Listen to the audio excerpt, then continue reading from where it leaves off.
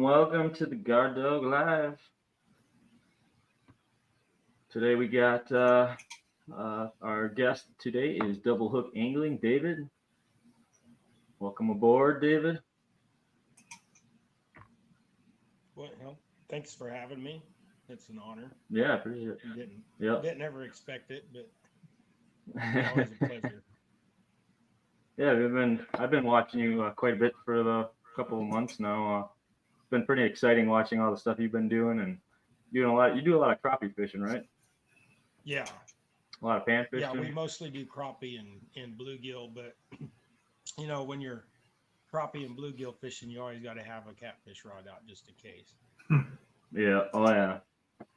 Well, let's introduce some of the guests that are just arriving. We got Don R. Welcome, Skeeter Reynolds. Good evening. Who else we got in here? C. Faust Outdoors. Howdy, howdy. Can you see the Facebook user on your end? We might have to bring up the Facebook page. I'll do that. Yep. For Facebook users, we can only see your comments. We cannot see your name. River Rat, what's going on?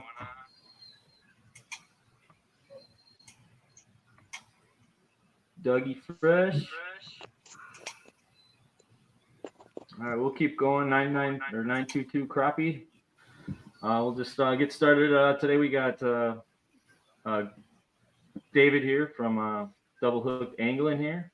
So we wanted to kind of get into some details with you and what you're all been doing. I've been seeing a lot of work you've been doing with your jigs and all that stuff as well. So that's been kind of cool to watch your lives in the morning with the tying jigs. When did you start doing that? We just started doing the lives on Friday mornings last year. It's just been a little bit over a year, I think. And It was just because it's nice and quiet that time in the morning, and there was no other shows on at the time, and I'm usually tying at that time, so it was just a fit to go up, and there's just not a lot of tying shows on in the morning. Yeah, that's cool. And you sell those for you do sales for that? Yes, I sell my jigs. Okay. It just depends on kind of how much you get and what you get and what materials are being made. Okay. Cool. And where do you all fish then? We're in South Central Kansas, and we usually fish within 40 or 50 miles of the house, just because of I'm in a wheelchair, so I want to be close to home. Just it's just ease and comfort. Oh yeah. Can't complain with that. I like being as close as I can to home when I go fish, but never works out that way all the time. So what else you got new going on for you? Well, the jigs I've been doing the jigs for quite a while, and usually I just do the jigs I was doing the jigs and stuff for myself, and then this year I've gotten into selling more and more of these jigs. And now I've ventured into I've been coming up with the design for like the rock holders for a while too, and now I finally got my final design and started doing it the last few weeks also. Awesome. And I've seen you've done a lot. You do a lot of metalworking too, then, because I've seen you got like some brake presses and stuff like that as well. You got like a big shop you kind of have at your house. Yeah, we my shop is not huge, but it's like 19 and a half feet wide, so basically 20 foot by 35 foot, and I've got kind of show you. I just bought a new shear brake so I can cut angle iron and round rod and punch holes. And then I have I have pipe bender, and that's what I use to build roll cages or modified go-karts, stuff like that. Hold on, I'm messing up here. Right now, I have a old Rambler in here, an old V8 Rambler that I'm rebuilding. When I got it, it didn't look nothing like this, and it was about folded in half. So where the front clip seams to the firewall was all rotten out. So, and then over here is my lead station where I pour all my jigs and color all my heads and do all that stuff. And I've got 3 lead pots set up so I can have, I have 3 different rates of lead. Yeah, I have very soft, and I have a mix of just whatever, and then I have straight wheel weight lead. Okay. I'll Nice. Well, I that's a pour good setup. big catfish weight. Oh, you do like weights, like sinkers and stuff like that as well? I got tired of buying catfish weights, and since I did all the jigs and stuff too, so now I do catfish weights up to, most of the stuff is up to 5 ounces, but I have some 8-ounce no rolls and stuff like that. You know, I mean, sometimes you just need that extra weight. Yeah. Oh, yeah. And you need Ain't some done me pretty no good good. I haven't ventilation caught for that. anything over like 12 pounds in probably 6 or 7 years. So Okay. But you need a lot of good ventilation for the weights or for doing the lead yeah, stuff. that's why I do it in the shop, because I can just Yeah. open up the garage door and let the air Yeah. flow through. Nice. When Let's see who else we got. I smelt the go weights ahead. and do all the, take them from the tire weights and burn them down, you have a lot of off gassing. So I do that outside, and I do that with just basically a big turkey roaster and a cast iron pan. Okay. Cool. Who else we got popping in here? We got Gray Wolf Outdoors. Thanks for coming in. Chris Everett. Who else?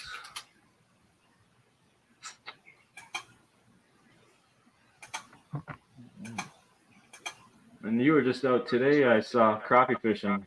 A little Yep. slow. We got a couple. Yeah, we was out there 3 hours and 4 crappie, and we didn't get any catfish today. Okay.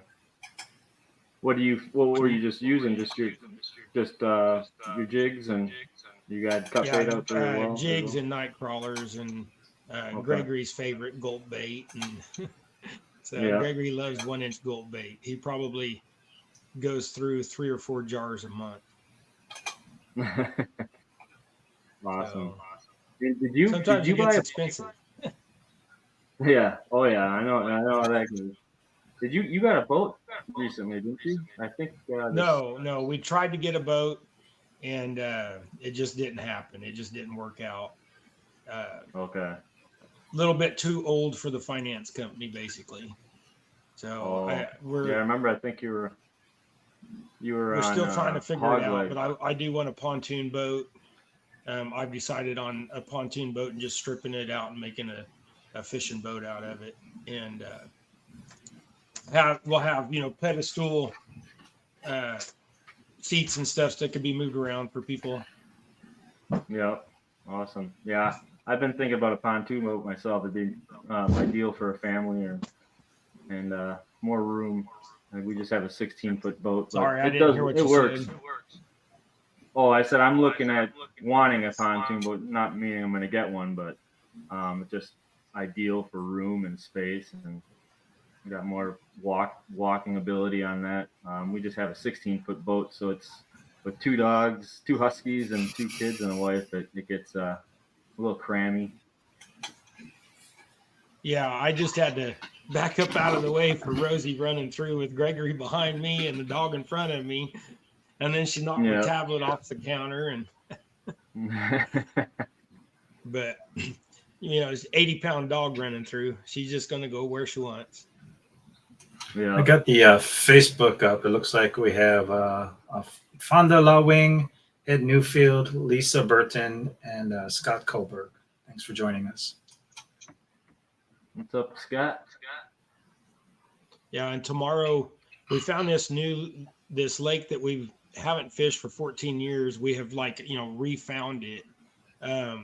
Back in the day, it used to be, one of those lakes that a lot of the allowed camping unlimited. So we had a lot of people, kind of just moved into the lake and then started partying and stuff. So the county took over it and now has cleaned it all up and stuff. So we went back for the first time Friday, or no, I take it back, Wednesday. We went back for the first time Wednesday, and Gregory caught like 4 or 5 channel in just an hour, and we caught a couple bluegill that were like the size of my hand, real nice bluegill. I gave one a piercing and sent it back out for an hour, but no luck. So when I was done, I just set it free, and it could go tell its friends. He had some jewelry for a while. But we're going back out there again tomorrow, and I'm gonna focus on catfish because there's a little shop there, a little bait shop right as you come into the lake, and they have goldfish and stuff. And they had goldfish the other day that were like this big. So, and this lake is known for flatheads, and I've only caught one flathead in the last year and a half. So, I'm hoping I can solve that problem tomorrow. I know it's a little late, but our water's still 54 degrees. So, it's pushing it, but I've caught flatheads down in the high 40s, so we'll see.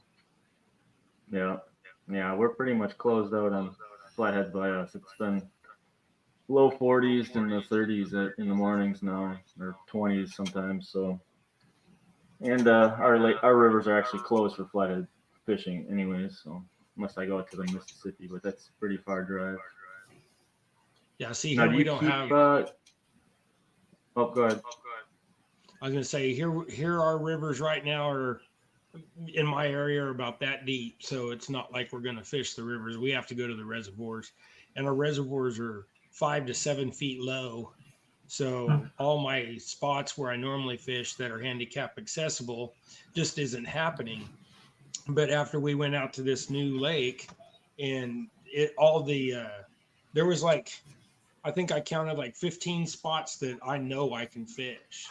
And it's only 250 acres, but 250 acres will hold some big fish. And last month they caught one out there that was 50 pounds. So I'm hoping. Yeah. Good luck. Now, do you keep catfish, or do you eat any of that, or do you keep any panfish and stuff like that? Do you do a lot of cooking fish fries and stuff like that? Yeah, we 99% of what we eat is crappie, white perch, or bluegill.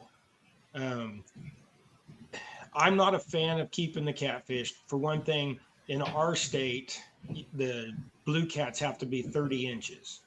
And then when they get that big, I'm just not a fan of, cutting them up because it's not me. But if you catch them out of the river, not in a reservoir, you can get them to where they are smaller and you can keep them. And then I will.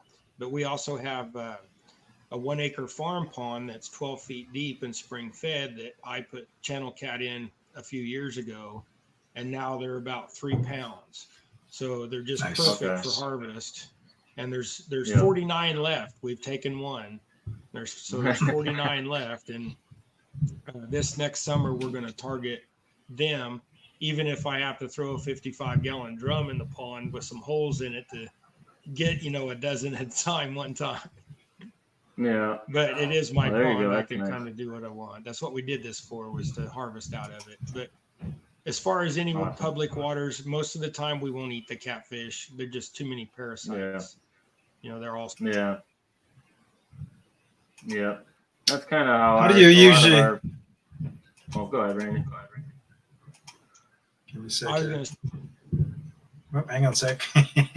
Guys, we're having a technical difficulties right now. So the parasites that are on the sides of the catfish, when it scars their skin and stuff like that, that's the biggest thing. I know that they say if you cook it and stuff that it's no big deal, but I'd rather go eat crappie, and the crappie that we catch normally are like 12 to 15 inches. So it don't take but 6 of those, and that'll feed the whole family. Right. Yeah. I mean, some of these guys, maybe it might take 6 per person, but I know some guys like fried fish. Yeah. You mentioned bluegill. How do you usually prepare your bluegill? Because we have access to a lot of bluegill. The bluegill, I will, if they're big enough. So like if they're 6 inches to 10 inches, I'll go ahead and fillet them out. But if they're 6 inches and to 4, if that's what we're catching for the day, there's times where I'll keep those and just, take the head off, gut them, and, scale them out and then just fry them whole. Okay. Don R has a question for you, wondering about guard dogs in the wheelchair. If you got any things set up for that yet? Well, I have just figured out. See, that was my biggest concern with the guard dog, was being able to reach up to the top of the rod. But once I realized and had one of the guard dogs in my hand and realized I could just hook it onto the rod and it just gently, lift the rod up and then, set it into place while I'm got it tethered to the rod holder or whatever, it works just fine. So Yeah. I don't think there's no to me, it's a help, because if you got that thing, watching your rod for you, you at least got time to get over the grass and then, over to it. Because it's not like I'm going to get there as quick as one of y'all can, but I've used it several times over the last couple of weeks, and I do. I think that just trying to get it tensioned right is how much tension do you put in the rod. And the bad thing is every single rod is different, whether it's a medium light, a medium heavy, a heavy, the length of it. You just got to figure it out and use it a few times. And that first day I was so frustrated because no matter what I was doing, I think the bait that I had on was setting it off every time. Yeah. And even though I set it heavy, I just don't know if I had enough bend in the rod but then once I got it figured out, I took and added a little bit more bend in the rod, and then I set it a little bit lighter, because you put more bend in it, it's going to go up in there deeper anyway. So I just set it a little bit lighter so it wasn't in there. And at first I didn't have enough bend in it. So even though I had it heavy, it still wasn't in there all the way because there wasn't enough bend in the rod. So there's a little bit of a learning curve in there. And it's not like he can, and the instructions are good that come with the guard dog. The instructions are really good. It would help if it had a few pictures in there for, too, but the instructions were really good. It's just, I still think there's just that learning curve, and the instructions aren't going to make up for that. So, yeah. Well, we've got videos too. We got a ton of videos. We've been kicking out videos from how to tie down from the very beginning to setting it up. Just need to get the word out, because we go into pretty good detail. Adam's made some, I've made some. So there's a lot of videos on our channel and on the Guard Dog Facebook page too that we try to post. I'm not gonna lie. When I first got the guard dog, when I first got it, I did the same thing where I kind of kept it on the medium, but then I went to the heavier side, and then now I'm actually going to the lightest possible I can without getting it tipped off. And that's when I'm running live bait too. So, and I use big bluegills, rock bass, giant suckers, and all sorts of stuff. But if you can get it to that point where that live bait doesn't tip it off, I think that's my sweet spot now. I used to try to go heavier, thinking if I was going to get a bigger fish, I'd rather have a bigger takedown. But I think the lighter setting's been working wonders for me now. Lighter setting and a heavier weight, especially if you're using live bait. That's what I got better with. So you're using a little heavier weight terminal tackle, and that's going to keep your live bait from running all over the place. Yep. Yeah, when I use live bait, 4 ounces. I'm running, if it's just a 3-inch or smaller live bait, I'll run I kind of, the way I kind of grew up was, if your bait's 3 inches long, you use a 3-ounce weight. If your bait's 4 inches long, you use 4-ounce weight. And if your bait's 5 inches long, you use a 5-ounce weight. It's Nice. kind of the way Grandpa taught us when we was kids. But that's all Easy he to had remember. was 3s, 4s, and 5s. Yeah. That's all I ever really keep in my tackle box. I'll have a couple 1s and 2s, but majority it's mostly 4s. Then I have a little bit less of 5s, and then 3s I got a little bit of for like channel cats and stuff like that. But usually I'll be running like a 4 ounce, and on the rivers I run. The current's not super strong, but sometimes when you get those bigger baits on, I'll jump up to a 5, or sometimes put on like 6 ounces. But typically just 4 ounces usually when I'm going for flatheads. Yeah, and it just like I said, it depends. If I've got big live bait, I use big weights. But if I'm out just channel catting and using worms or stink bait or dip bait or whatever, liver, if I'm after the channel cats, I use probably a 1 or a 2, and that's it. And Yeah. but when I'm after channel cats, I'm only using 6 or maybe 10-pound line, because I want to be able to cast as far as I can. But I want it strong enough line that, you know, even if I get something maybe 15 pounds, I just play it right and I'll be okay. But when I go target the big heavy stuff, I only run 30-pound line on my big rods. Now I run 50-pound or 80-pound leaders, but on the big rod, my thinking is like most of the Abu Garcias, even the 7,000 that I have, the 7,000 is only like 27 pounds of drag or something like that. I can't remember exactly. But if it's only got that drag, why do you need more than 30 or 35-pound line? Yeah. You know, unless you're just in a lot of rocks or trees, and things that you snag up on. Yeah. That's what I use braid for. Structures. For me, it's and I know a lot of guys that use braid, but I'm a mono guy. I don't have a lot of rock in this area. It's all, you know, if we're fishing in the reservoir, the only thing we're going to come up against is timber in the water and stuff like that. And if we do have rock, it's just right there on the shoreline, so they can use it as a wave break. So it's not tearing up our banks and stuff. But even our reservoir, my big reservoir that's 5,000 acres, it's only 32 feet deep, and it's 7 foot low right now. So that means it's only 25 feet deep, but it's got big giant fish in it. There was a 71-pound flathead taken not too long ago, and there's been some other big ones taken. And my problem is I need a pontoon boat.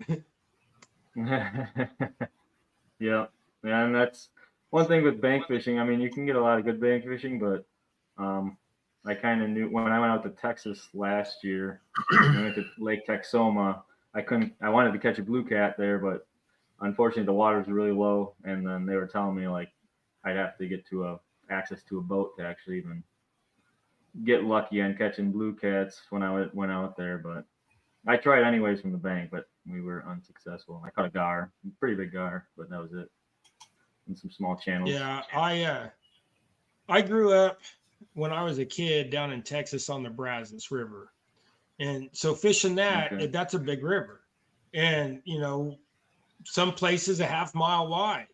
And we caught big fish. You know, my biggest fish I've ever caught in my life of all 3 species, channel cat, blue cat, and flathead, were when I was 10 to 14 years old. We moved to Kansas. Dad's like, there's a river 3 miles up north of town. I got on my bike and I rode up north of, we lived in Haven at that time. I rode up there. The river was a foot deep and 20 feet wide. Well, I kept going for another few miles and then came back and fished that, got home, told Dad I couldn't find the river, but I found the creek. He said, no, that was the river. So I was very disappointed. But then I've learned to, I learned to love that shallow water later on, because you could walk the whole river and you could go to each log jam or each pocket. And as a young man, you didn't need a boat, a kayak, or anything like that. You just went and walked the river. You would walk from 1 mile, you'd go with a buddy. You'd park at one bridge. You'd drive the 10 miles downstream or whatever, leave, and then get out there and then walk back up to the other car. So, and then you drive back down and get your other car. But by doing that, we got to walk, we got to fish, we caught flatheads like crazy. Now, most of them 5 to 10 pounds, but it was a wonderful, childhood. Fun, yeah. And then now once the wheelchair happened, that changed the whole gamut of fishing, because I was a big river fisher. And now that I can't walk the rivers and I got to go find spots to set and stuff, which is not bad. I mean, there's plenty of nice areas, but it needs improvement. It really does. But these guard dogs, by being able to have them, I think that it will help, that now I can be more, feel like I can spread out more. We're not going to have all 3 rods out in one area. Maybe I can get a couple, 20 feet over or something, and maybe that's enough to get something. So exactly. We've been using them, and I think I've only been using them for about a month now. So, and I'm really enjoying them. It's just, it's that whole learning curve. And then, my only other concern is having that rod under tension for a long time in that heat of the sun. I know I've had some rods out in 100-degree days all day. And like I said, I don't think it gets to the temperature where it's like being reforged. So, I mean, manufacturing heat and I usually run, right now I'm running the Catfish Sumos, but during the summer I was running Shakespeare's, and zero issues once I, because every trip I like to break down all my gear. I like to, make sure they're still, all the guides are good, and I wipe them down and I put them away real careful. Like that's the way I was raised, to take care of your equipment. It takes care of you. And I don't see any bowing, anything at all. So we're talking 100-degree days all day, sitting there for 8 hours. So unless it gets hotter than that, or maybe you going with ultralight rods or something, I don't see this, because graphite just doesn't retain memory like that. Yeah. And do you run medium heavies, Dave? My 2 rods, I got 3 Catfish rods right now. The 2 of them are Uncle Lou's, and then 1 is a Freddy, an FOA. I do have a Catch the Fever rod, which is the Big Cat series, and but once I got the Uncle Lou's, I like them so well because they have it, and they're medium lights, so they have that light tip, and I like them because you can even see the small channel cat hitting them. It's not like the big heavy rods where you just see something like this. With those little ones, you're actually seeing, and then also you can see your bait moving it and stuff. But to me, that I like that better, but I think it's because I've, so used to ultralight stuff my whole life, doing all the pan fishing and what have you. So, but as far as like being worried about the guard dog, keeping your pole on tension for a long period of time. And also you got to think about, you don't have to make your rod super bend, especially if you're using like Catfish rods or a little bit sturdier rod. You don't have to, like on the picture above my head over here. They don't have to be like that. Those are like medium. They're maybe like a medium light rod, and it's a 5-6 rod. So those require a little bit more tension to keep that guard dog kind of straight. But once you get to like the medium heavies or even a medium rod, you can put like half that, bend in there, and it'll do just as well. Because you're thinking if you bend a whole rod really far down, especially like a medium heavy, that's going to be a lot of, force on that, when it lets go if a fish hits it. But you don't have to go so far down. It's more like just taking up the tension a lot of times. I'm not going to set it to like snap, like a mouse trap.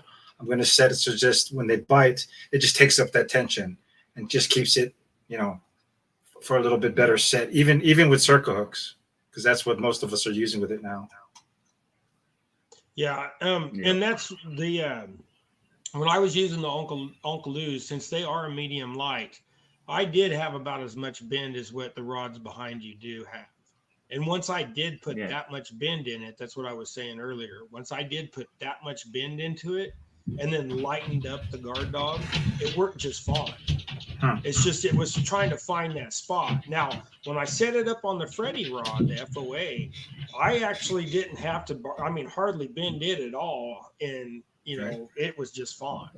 Right. So Okay. It does depend on the rod and you know what you're going for too. I mean, I go super light strikes for like rainbow trout, and then for like pike, you got to let them mouth the bait a little bit. So it's going to be the species you're going for, and then the rod you're using, the conditions of the water, the wind, all that has to go into a little bit of consideration when you're setting how much bend and how much tension you want to set it for. yeah, and it probably took me, I would say, a good hour of messing with it before I got it figured out with the wind just alone. And then another hour or so with the tension of the rod and stuff. But now that I got it, you know, you can, once you get it to your rod, instead of having that slip knot and stuff, once you find that sweet spot, I'm going to just eliminate that slip and I'm just going to tie it off solid. And when I made my holders, I put holes in them also for the guard dog, so that way, you know, I can use them myself. And but I stuck a carabiner in mine, and I like that because you can make a loop, and then with that little slide that they got, I was able to use it because I'm almost afraid that heavy metal might, you know, even though I've got it beveled, those holes, you never know, it could cause enough friction. So the carabiner was just smoother, so that's why I did that. I use it one too. I'm afraid of the metal hole. I have metal holes in mine, or the hole drilled out, but I don't trust the edge, even though if it's smooth or not. I mean, just put the carabiner on there and don't have to worry about that. Yeah, I'm the same way. Was using like a key ring at first, but then the carabiner makes it nice because you can just unhook it real quick. But the key ring works too in a pinch. If you get somewhere and you don't have any carabiners, just take off your car keys and put your key ring in the hole and tie it on. There you go. Always have spares. Is it okay if I show my rod holder? Go for it.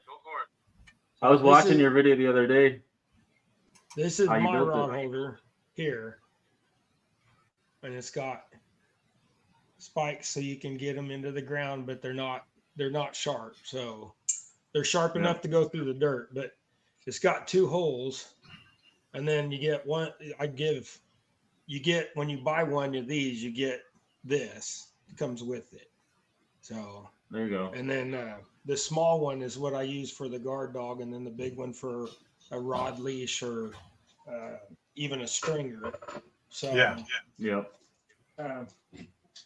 But I just thought that, like what you guys were saying, trying to just find a carabiner or something. I thought, well, since if you buy enough of them, you can get them cheap enough, and instead of putting somebody through the house, I'll figure I'd just throw them in. So, but then this is the card that I have for that. Nice. And then there you go. If what I'm doing for the next month before Christmas, if you order a rod holder, then I'll give you 3 jigs with the rod holder. So those look nice. See the 3 jigs? If you buy rod holders, I give you 3 jigs with the rod holders. Yeah, it's pretty fun to make stuff like that. Yeah, I was that handy. I figured if I threw in some jigs with the rod holder, maybe they'll try them jigs and come back and buy some more jigs. Nice. First one's always free. Flies. I used to try. Huh? I used to fly fish once a bit. I used to fly fish back a couple of years ago, and I bought a fly tying kit, and I did it for a while, but I just never got really the knack to do it very well, so I kind of just stopped making them. I just made them for myself. That was it. I actually caught a lot of fish on them, but I got a couple hanging on my truck little visor just to remind me of when I used to fly fish, but I was not very good at it. Yeah, when I learned out of necessity, you know, when I was a young kid, I couldn't afford all them fancy flies. Them flies were like, you know, what, $1.50, $2 a piece, you know, and now they're Yeah. like $4 and $5 just for one fly. And Yeah, that's so crazy. I learned how to tie some flies and stuff. And usually if I tie flies, it's like, you know, royal princes or, you know, just little nymphs or chironomids or something easy, you know, something you can Yeah. whip out a lot of wet flies, things like that. So, but we do have a trout season here. We only get 4 months to fish for trout, and they're all stalkers. They're going to die in April. So, Okay. Yeah. Well, that's like our flathead season. I mean, that's a couple months. We don't get much flatheads. Goes quick. where you live at? I'm in Wisconsin, but primarily we have the Mississippi that you could still go fish for flatheads. But the rivers I fish, the water systems, they close September 30th for flatheads. So it's like right on that point when that water is just like perfect for them to start feeding up and building up their weight before the winter. So we miss out like on the prime time for the end of the season, which kind of sucks. But and I don't feel like traveling 3.5, 4 hours this time of year. I should, but my wife would probably not like me very much after that because I fish too Yeah, much see, already. I can travel about 3.5 hours and be at the Missouri, you know, north of Kansas City and stuff. But I don't. You got to have a boat pretty much if you're going to go fish that stuff. And there's bank spots to fish the Missouri, but it's so steep and so treacherous. There's no way, you know, somebody in a chair is going to get to a spot, you know. And then Yeah. so the reservoirs around here, there's times where I'll go, you know, a couple hours and go hit a spot with Gregory and stuff. But we're starting to venture out a little bit more, and I think that if we can just if we just save up enough or find a pontoon boat that is reasonable enough, you know, I don't care if I find something that's junk, as long as it's the tunes are good and the framing's good. I'll put a new deck on it. I'll go get a motor. You know, if the trailers, as long as the trailer bearings ain't shot, um, to where they've eaten into the spindles and we can just change bearings and stuff like that, I'll be fine. I just Yeah. I just want something that will float, be safe, and not have to worry about sinking. And me and Gregory trying to swim to shore because Gregory can't swim, and he'll definitely have his life jacket on. But Yeah. you know, I'm not swimming that far because I don't think I could. But it would not be good, and you know, so I want something that is safe. But if I have to spend a lot of money, well, it'll just take longer to get it. Yeah. The good stuff costs, that's for sure. Yeah, we tried to get a boat this spring, and the bad thing is it was just a year. It was only a year older than what they would loan for on that old. You know, they wouldn't loan on that old of a boat, but they were sure willing to try to give me $40,000 loan on a new one. They just wouldn't loan me 20 on an old one. And I told him, I said, why would I want to buy a $40,000 new one when I'm going to go in there and rip all the seats off of it anyways? Yeah.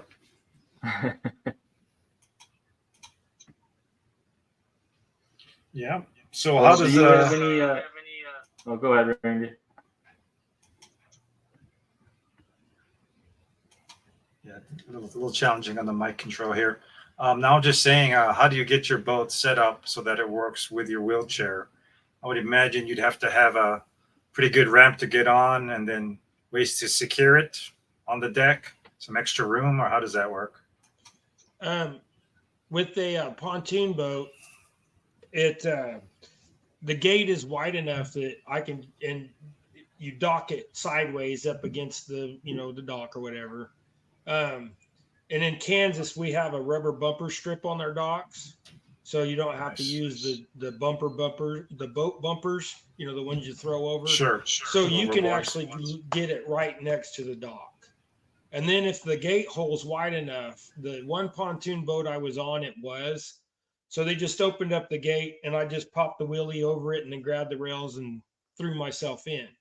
Now, the other one, the gate was too skinny. But if I hold on and have Gregory help me, I can stand up enough that I can just sit there and maintain while he grabs my wheel. Gregory will grab my wheelchair with his other hand and lift it over the rail real quick while he's holding me and I'm holding on too. So it's a little cumbersome, but we make things work. So, I mean, props to you for doing that. I'm sure there's a lot of other guys that are, in that situation where maybe they've been in an accident or something, or just got older or whatnot, and have to have their mobility impaired. So, I mean, I think that's a great idea that you're going to kind of forge the way maybe for people. Heck, maybe myself, I'm starting to get a little less mobile in my age. I know I look like I'm 12, but that's because I'm Asian. Yeah, worst case scenario, I can just get out of my chair onto the dock and then, just scoot over in there if I have to. Now, I had a friend that he took me out in a boat a couple years ago that was just a regular, it was a Lund.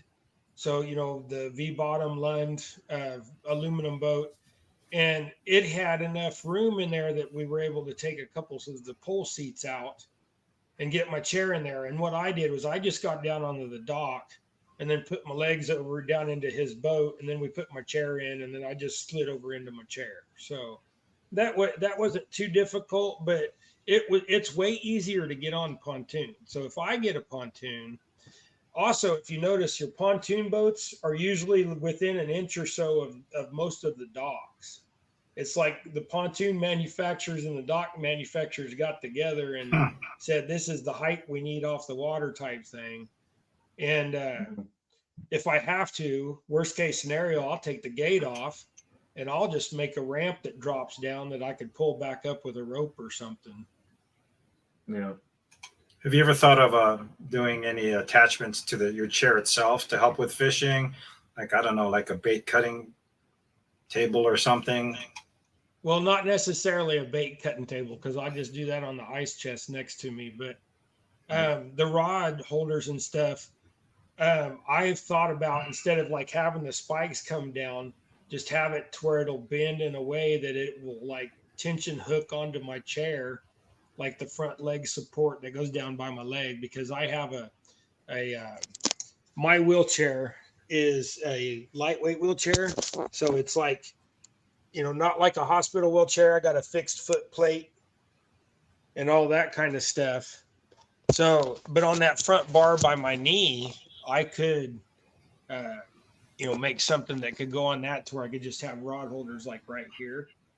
I've thought about that, and I've almost made them a couple times. So, but then I thought, it'd be easier to have one that just has maybe some spin-on clamps or something that grabs the bar, Yeah. But then I got to thinking, well, I have had fish where I'm holding on, and even the 11-pound fish that I caught over in Sterling last year, it pulled me.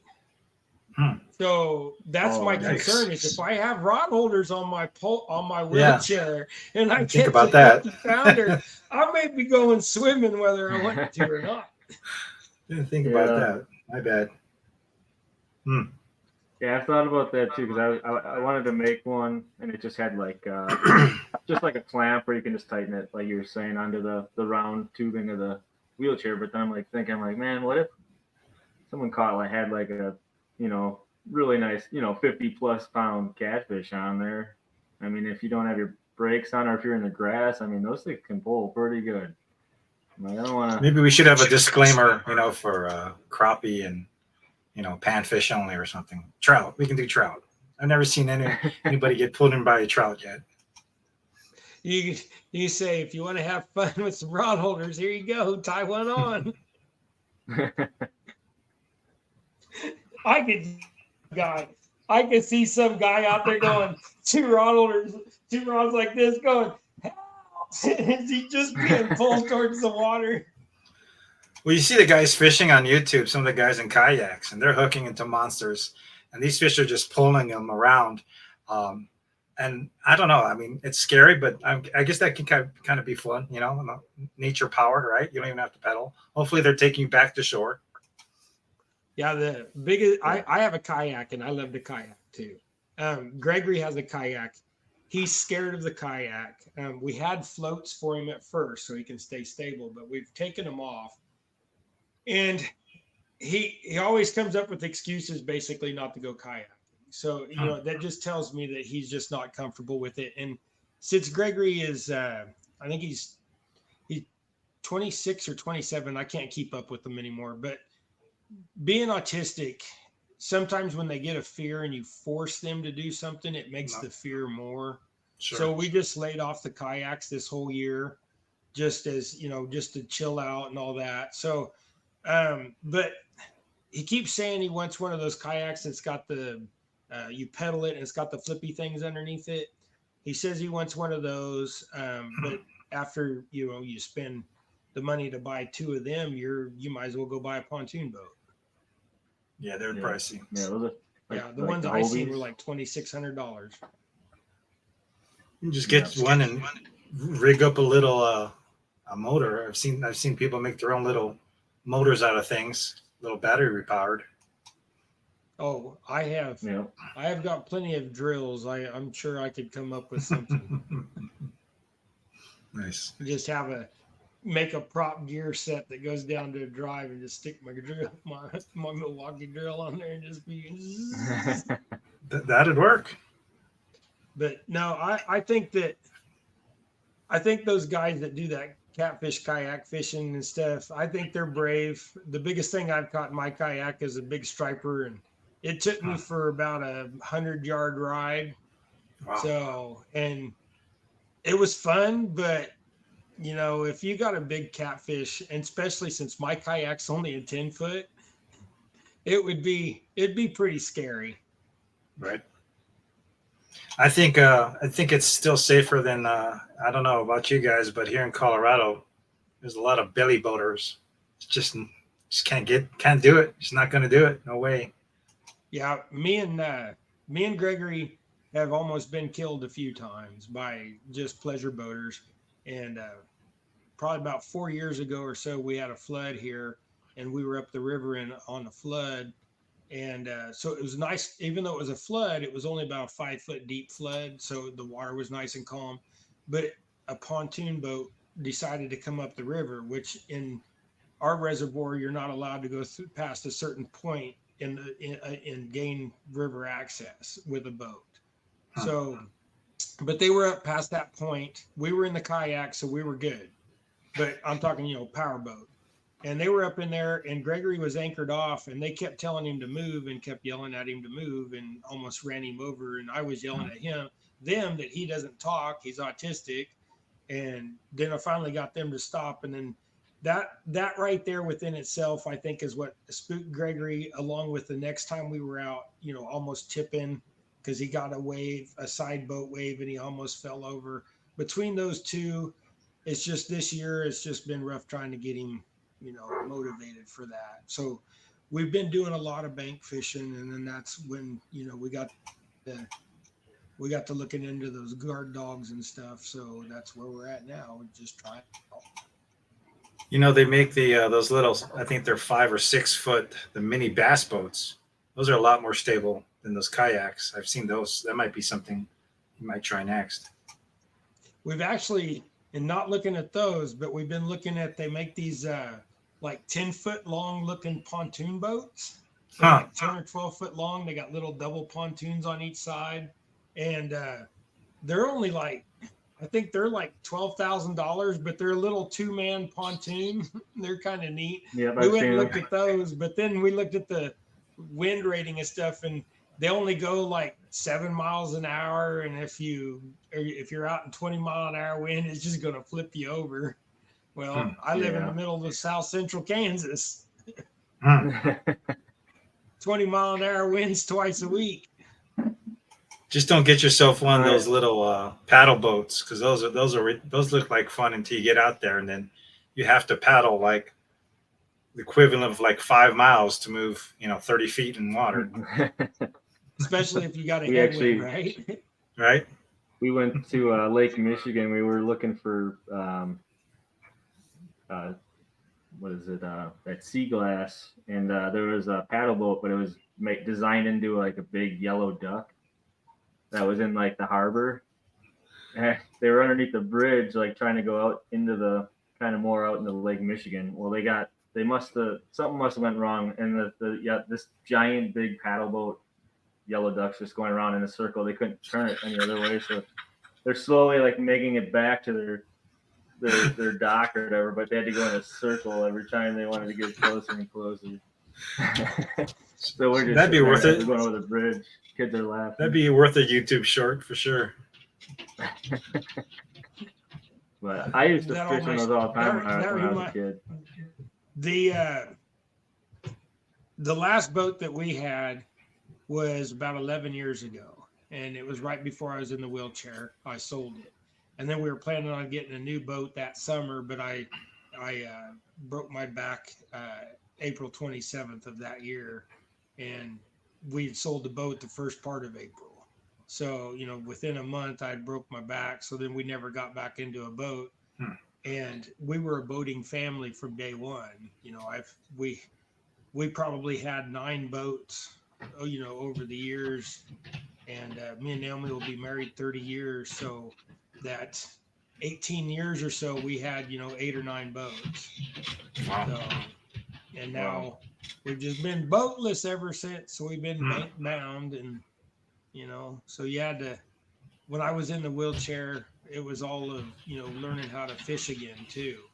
You couldn't use, you can't get the throw. So you had to basically adjust or relearn how to cast kind of thing with the bigger rods, like the surf rods and stuff like that. So, the smaller rods, no big deal. You're still setting in one spot. It's no different than standing in one spot. But the bigger stuff, it was a little bit of a learning curve. Hey, David, I don't know your story, and I apologize if you're comfortable talking about it, but how did you hurt your back? That's actually, I have bone problems to begin with. So I've broken like 30 some bones. And I have severe osteoporosis, and so like my vertebrae just had osteoporosis in it. And then when I did something that I was chasing this is what's funny about it is I was chasing chickens down. Oh geez. But I was like 280 pounds, so I was pretty fluffy. I was chasing the chickens, and I was running as fast as I could, and I stepped in a rabbit hole, and I tripped. And when I did, my back popped, and it felt like I herniated my disc. And I couldn't get back up to my feet. I kept stumbling. I kept trying to get up. My legs would move, but they wouldn't move right. And then, so I laid there, and then it just kept getting worse and worse. And then within probably a half an hour, I couldn't feel my legs, and I was out there for about probably 3 hours. And then the kids came home from school. And then they, just by doing chores, they found me, and then, went to the doctor, and,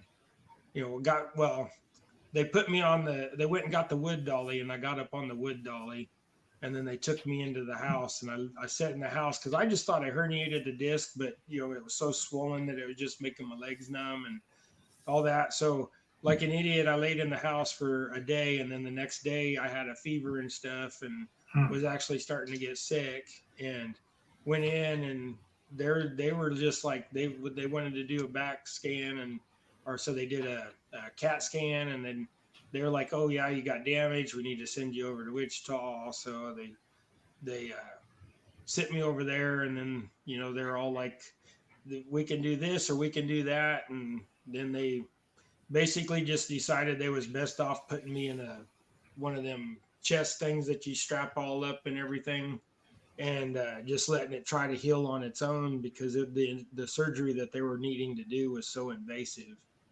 They were going to have to go through the front and the back.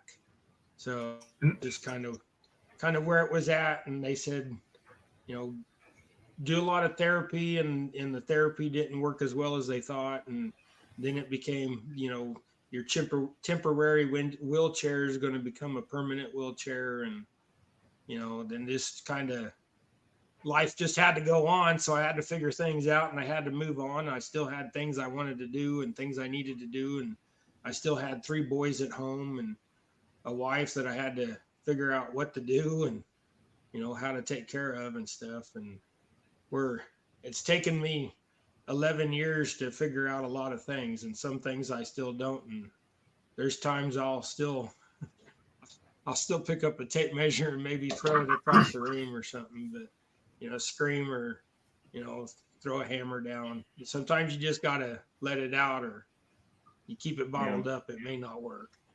I think you're an inspiration, to be quite honest, because like I said, I mean, I don't know how I'd react to be in that situation.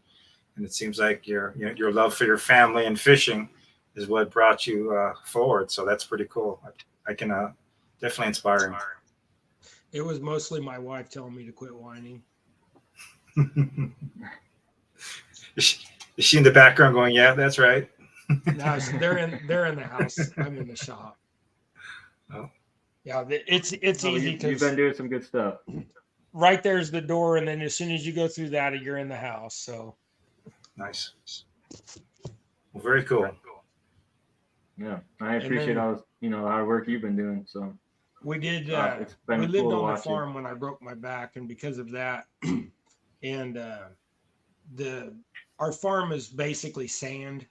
So just getting around on the farm and stuff wasn't at that time wasn't feasible. Now I know how to negotiate it all. It's fine. But we decided to, within 6 months, we moved into town, and then that's where we live at now, as we live inside the city limits proper. So we bought this old lawnmower shop that was 2,400 square feet of flat, and they had a divided back shop in it. So we turned what was their lawnmower showroom, with lawnmowers everywhere, and they had all the signs up and the weed eaters on the wall and all that. That's now our house.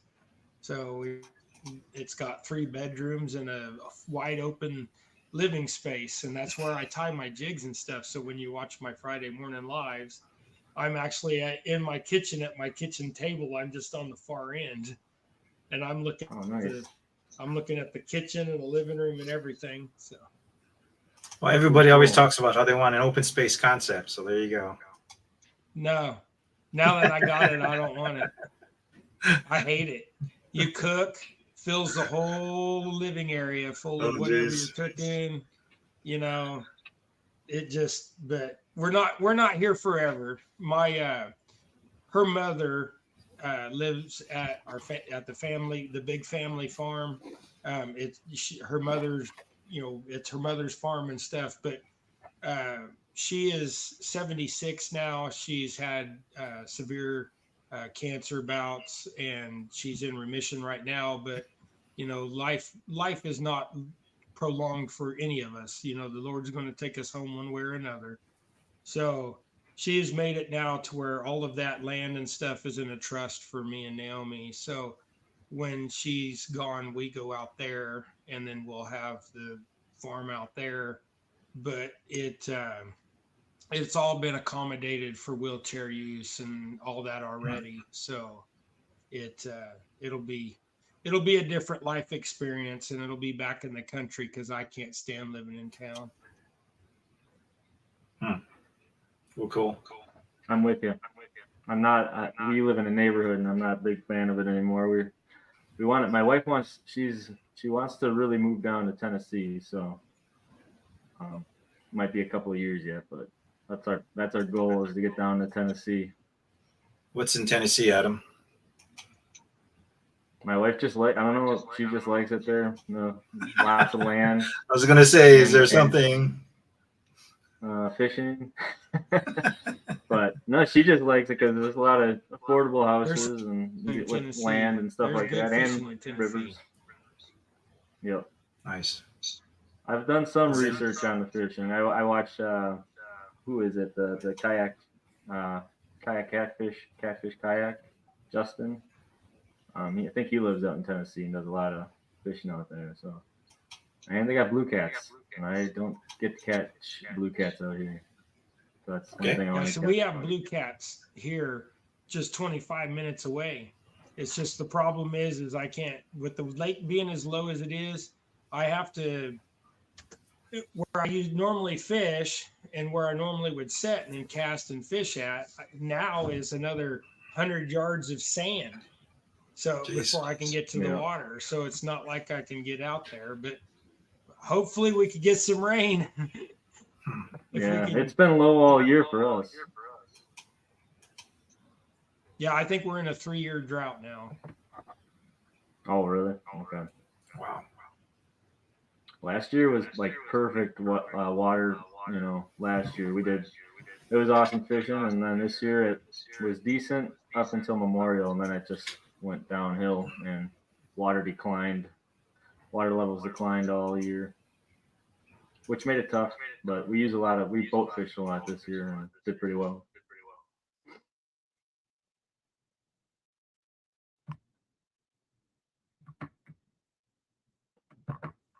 I didn't hear that last part. What'd you say?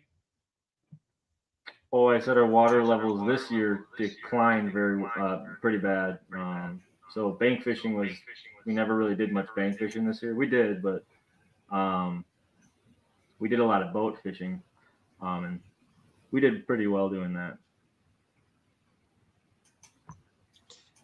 Yeah.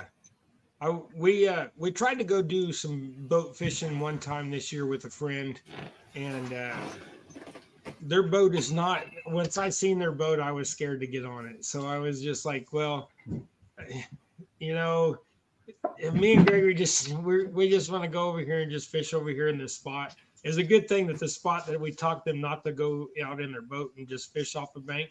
The spot did turn out good, and we caught some fish. So. Yep.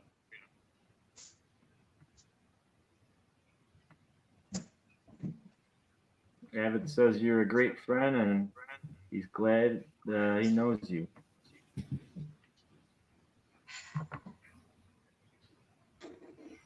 Don R is asking David, what your favorite rig to use is?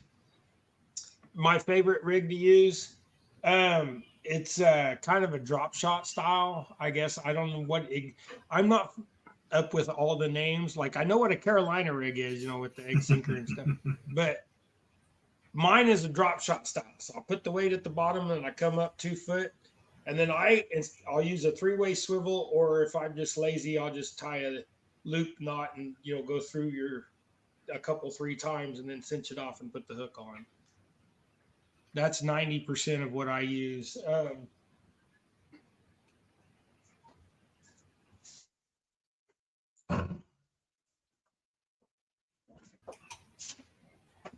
Whoop. Move furniture. I always thought the drop shot was more for intended like a vertical presentation, so from a dock or a boat or the ice. So see this one I have a 3-way on, and today I was just using a 2, but I got a 3-way down to a hook. So the hook and then up to there, and then where I was at, I have it just about 3 inches of that because I just wanted it to lay on the bottom. So that's actually the same exact. If I wanted it that's to the be same up, exact I rig I caught my first one on. Sorry for interrupting. I said that's the same exact rig I caught my first flathead on 8 years ago. Yeah. Does it keep the tangles from like, I know you have a heavy weight on there. I'm having trouble a lot of sometimes if I'm not using a slider attachment for the weight. It just likes to tangle up, especially with braids. I'm trying to find new rigs that'll try to keep me from tangling up with my weight. Yeah, that's why on this one I just use such a short lead for the weight, because it doesn't get tangled up. And this is also only like 15-pound line, So it'll break off. Yeah. And this is 50, and then this Nice. is I think this is 30. So, but a lot of time I don't use a swivel. I just, like I said, I just twist the line up and make a knot, and it holds just fine. I break more hooks than I do line. Really? Yeah, but I stopped buying. It was because I was trying everybody's hooks out, and I'm not going to name names or nothing because Sure. I'm not about that. If I don't like a product, I don't bash it. I just don't use it no more. But I went through like 5 or 6 guys' hooks that are online, the YouTubers, and every single time I'm going back to Gamakatsu, because Gamakatsu, in my opinion, I can't beat it. I've like I said, I've tried 5 or 6 different named companies on YouTube, and none of them match up to. The problem is like if you look at the on the circle hook, that barb right there, the way that curve, you stack all of those up next to each other, the whole box you get or the whole pack. With most of these people doing it or whatever, they're all different. None of them are the same. None of them are bent the same. But if you get Gamakatsus, they're all almost exactly the same. Sure, the machine. So you're getting proper penetration. I've gotten some of these to where it's come down and then it just goes straight back. It's like got a 90-degree bend in it. And that's from, some people online. Wow. That's why I said I'm not going to name names because I'm not about that. But I keep going back to the Gamakatsus. They're good hooks. Yeah. Very sharp too. It's like laser sharp. Since I tie stinger flies, I buy the Gamakatsus by 50 at a time. So nice. I get them pretty cheap. Yeah, they're. I was like, Naomi told me the other day, she's like, you should sell double hook angling hooks. In other words, divide up the Gamakatsu, start wholesaling the Gamakatsus. What's nice about the Gamakatsus is you can find those too readily available. They've got a good distribution setup, so you don't have to wait or go to just one specialty place. You can find them anywhere. Yeah, and then the only other thing that I see that is an importance is how you tie your hook.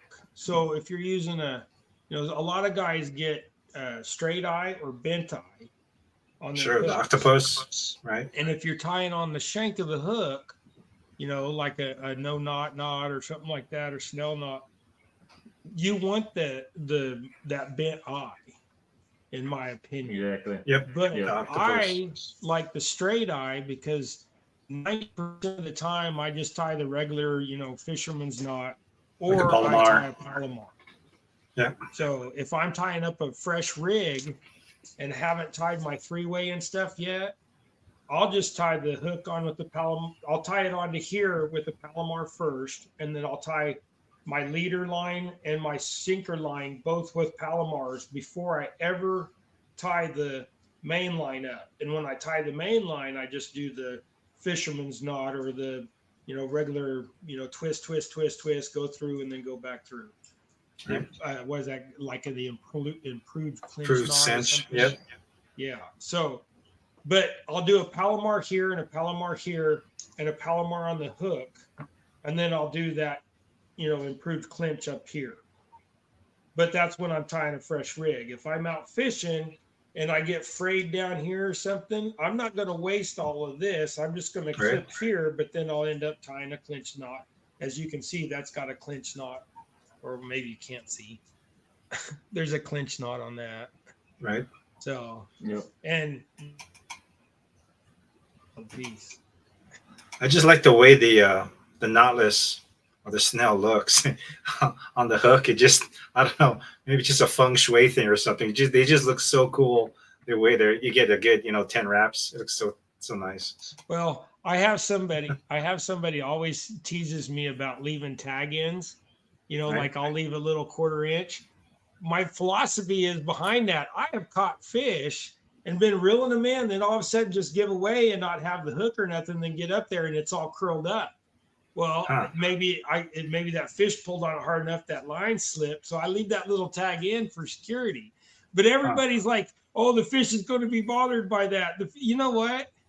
I ain't never had a fish be bothered by it yet, because them fish are eating fish with, big spikes on their back. I was going to say, I got bluegill chunks where if these fish are going to swallow those fins, a little 1/4-inch tag of mono ain't going to do jack. Yeah. Yeah. And that's what I use a lot of white perch. Take a lighter. So, them white perch got some back spikes. Oh, yeah, they do. Yeah, they do. I On got to those hold my hand tag from ends, I all always those take a bastards. lighter, and then I take the tag and I just light that tag end and make it like a little ball. So if your knot is, I try to make sure my knots are always, the correct way. They're not going to slip or anything. But just in case, I always take that lighter and I'll take the tag and make it a little tiny ball. So if it did happen to slip through, at least it's got that, melted ball of line at the end. Will kind of like when you tie your line onto your reel. You know how you tie the knot at the end, so that when it tightens up. I don't tie those good. I do that's the same method. Regular knots. Go to tie. That's probably when I go to tie the line on my reel, I'll go ahead and tie a loop knot and then turn it inside out and then stick it on my spinning rods. But when I do my bait casters, I'll tie it up in through there, and then I just tie it like a regular knot. Up in a minute. But then I'll go around the next one, but then I'll go through twice, and then I cinch it down so it'll slide. Nice big down knot. tight. Yep. No. Do you guys put backing on your reels, on your bait casters?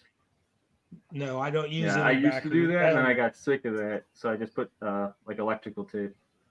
It's all full of mono. Oh, it's you got all mono. full of mono. But yeah, I run braid. I've just been going to the regular big box store, the blue and brown one. I've just been going there and getting big game. Yeah, the big game stuff is really good, surprisingly. The first time I tried it, I was like, how can this be any good at the price? But it's pretty good. I had a friend argued with me. He's like, there ain't no way $8 line or $8 line is going to hold up. And I was like, you get that 30 pound and go try it. And when he's been using it all summer, because he was buying like this, what is it? Okay. He was buying some it was mono, but he was getting a big spool, but he was spending like $200 on a spool of line. I was like, you're nuts. I was like, I could go buy 10 and still only have $80 in 10 rolls. That's like the big game stuff is really good. Yeah, I mean, with braid, it's a little different. With braid, I mean, I think you can tell quality of braid. There is some crap braid out there. I've even seen some cheaper stuff off Amazon that the coloring is coming off, and you're like, come on, man, you can't even dye your line. It looks green until it gets wet and starts coming off. So with braid, I think it's more important to spend a little bit more money. With mono, it seems like there's a lot of good competition that's pretty cheap and readily available, like you said, in the big box stores. Yeah, I use braid mostly on my bass rod, and that's just because you're popping through the moss and stuff like that. But I think I've only used it braid probably 5 years or 6 years now, and the other day I thought about going back. I've had mono on my bass rod all summer since the spring, just because the braid got so tore up after a year of use. I just took it all off, and instead of putting more on, which I still have more on the spool and I could put more on, the mono was right there, so I just went ahead and put mono back on. Now I fished all summer with the mono, and I can tell a difference between, especially with long casting, trying to fill the bite, fill and suck the bait in.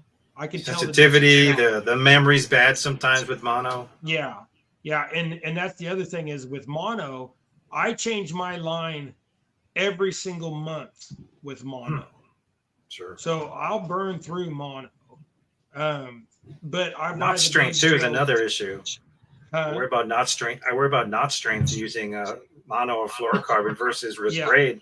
Those knots hold forever. Yeah, and I have kind of a rule of thumb. If I catch a fish, which I haven't had to worry about it for a while, but if I catch a fish that's 15, 20 pound, I'm pretty much retying it up again after I get that. I'm not throwing back out Either that, or I'm really going to at least inspect my line. I'm going to run my fingers down it, all that. Sharpen the hook. Do you sharpen the hook after every big fish? Yeah, I have It's a. one of I my have things. what I'll do is I won't sharpen it every time, but I'll run You it can on the feel back it. of my nail. Yeah, And yeah, as you can long feel as it. it catches my nail and doesn't slide, would you quit licking me? As long as it runs across my nail and doesn't slide. Oh, I got a new tattoo and she's just after it. So, but I will sharpen the hook. Right. Sorry, she keeps making me lose my train of thought. What were you saying, Adam, about bass line or mono? Oh, I was gonna say, if you guys ever want to check out a good braid reaction tackle, actually it's super affordable, and they make mono. They make really great line, and they're in the their wife companies out of Wisconsin. Kids are But I've never had issues after I switched to their braid. I was using I think it was Whisker Seekers, but I had a couple issues with it, snapping off on rocks and stuff like that, and that was 60 pound. So I jumped up to 80 pound braid, because where I fish, it's a lot of rocks, a lot of rock cliffs. So when those fish hit, your line's pretty much right going down the drop off, clipping Right, those the edge. rocks, and it's. Sure. And I know I think mono's better for rock fishing, but I just prefer thicker or like braided line, except if it's A like casking. if you're fishing 10 pound braid, I can't stand using thin braid. That's where you get the little knots, and then you never get it out. Yeah. Little wind knot. I've tried do lighter that. braids. I don't know. On all my bait casting rods, for all my spinning rods, all my stuff that's got light line on, I'm straight monofilament. Now I might go fluoro once in a while, but where I live at, I don't fish enough species that are super sensitive. Today when I went fishing today, I was crappie fishing. Even though we fish for big crappie, I was still using 4 pound line, and most of the time I'm only using 2. So on my medium rod, I have 6, and sometimes I'll have 8 on it. But as far as like, even when I go after walleye or wiper or something like that, it's 8 pound line max. And then on my cat rods, like I said, 30, 35, my braid on the catfish rod, I had 80 on my catfish rods, and the braid I had was supposed to be a good braid, but it cut my end eye. It cut a groove in my end eye. So I worry about that with braid. Why ruin an $80 rod or a $150 rod just to have braid? I mean, I guess I just don't fish in waters that, I think that I could have the braid that's going to, do any good. But also where I do fish, sometimes you do get around a rock or something like that, and then the braid's gone, and the money spent on it to me is just not valued. Yeah. That's a good point. I Well, think it's all just personal preference. I think we've talked just about everything under the sun. Is there any questions we got from our guests that are still brave enough to be hanging out with us? All 14 of y'all. Any questions for appreciate David? y'all having me up for sure. It's been a pleasure. It's been my pleasure. I got to tend to my dog has back issues right now, so she's in pain, and then my son has got a fever, so I got to get upstairs soon to tend to them. Well, I think this is a good cutting off point. Dave, it's great meeting you, brother, and I'll check out your channel. And like I said, man, you keep plugging along, because what you're doing, it's not easy. But if it was easy, everyone would be doing it, right? Well, yeah. I think it's a mindset. I think that's the biggest thing. People get, I don't know everybody's situation, but sometimes people just get stuck. Sure. And you just sometimes maybe you need somebody to make you move. And, if I can encourage somebody to do that, back in the spring, they put me on the news because, that's what I was doing, is I was just fishing. I left my chair up at the top of the rocks and crawled down to the water so I can get to them crappie. And somebody told the news that, you know, there's this crazy guy out there in a wheelchair fishing in 10-degree weather, breaking through the ice.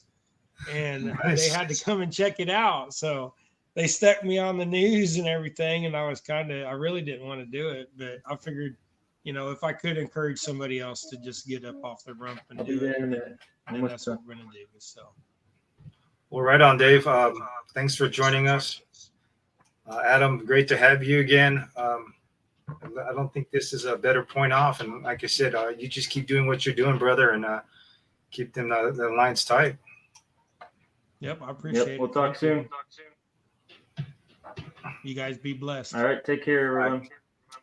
Peace. See ya. Keep on hunting.